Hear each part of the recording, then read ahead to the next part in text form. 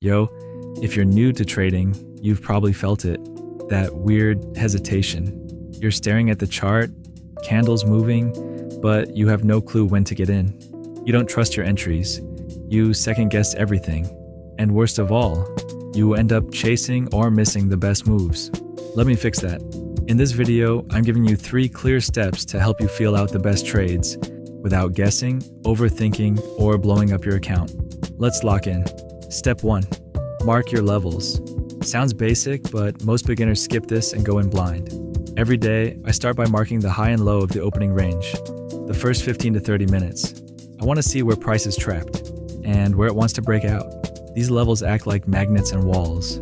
Price respects them more than you'd think. Also mark out major support and resistance from the higher time frames, like the 15-minute or 1-hour chart.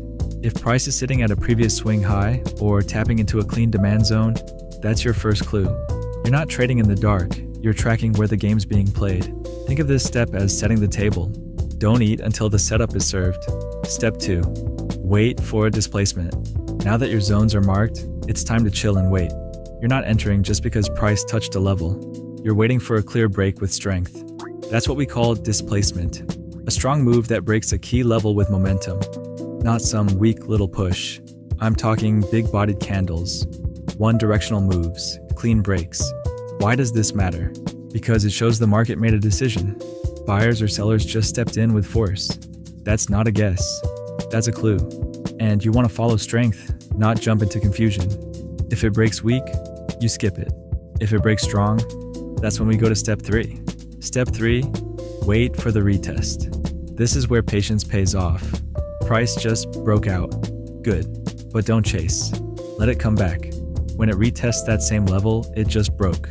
Whether that's a support flip, a resistance flip, or just a return to structure, you want to see if it respects it. That's your entry. But it's not just about the level. You also want to see confirmation, a shift in momentum, a wick rejection, a strong engulfing candle in your direction, maybe a confluence with a moving average or trend line. If all those line up, now you're not guessing, you're reacting. Your risk is tight, and your confidence is higher because the market showed its hand. So, quick recap.